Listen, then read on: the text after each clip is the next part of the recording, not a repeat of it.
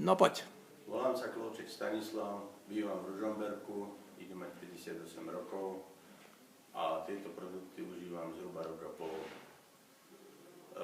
Tieto produkty vlastne som si vyskúšal na sebe a začal som aj s distribúciou. Po pol roku som prestal užívať lieky na cukrovku, ktoré som si postupne znižoval a dneska už vlastne neužívam žiadne lieky. Cukor sa mi drží na 5,1, 5,3, 5,6 podľa toho, koľko sladkého zjem.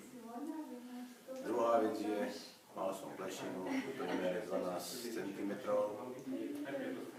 ktorá, môžem ako ukázať, mi už vlastne zarástla a vlastne zo začiatku som tomu neveril a preto som si ani nespravil fotku. Je tu už len táto výsledná situácia, že plešina nerastie. Ďalšia vec je, mal som redy, kde som bol aj v nemocnici, ťažký pacient, infúzie, transfúzie krvi. Vlastne mal som krvný obraz mŕtvoly, dá sa povedať, 1 z 15 až 20 tisíc toto prežije.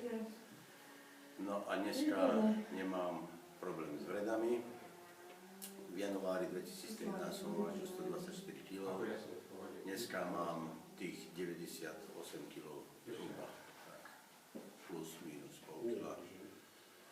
No a toto sú vlastne výsledky užívania týchto produktov Nuskinu a vlastne toto je vlastne video pre tých, ktorí neveria ani tomu, čo vidia na vlastné oči a preto im to odporúčam porozmýšľať nad tým, čo vlastne tieto produkty prírodné spôsobujú a ako vlastne človek po nich vyzerá.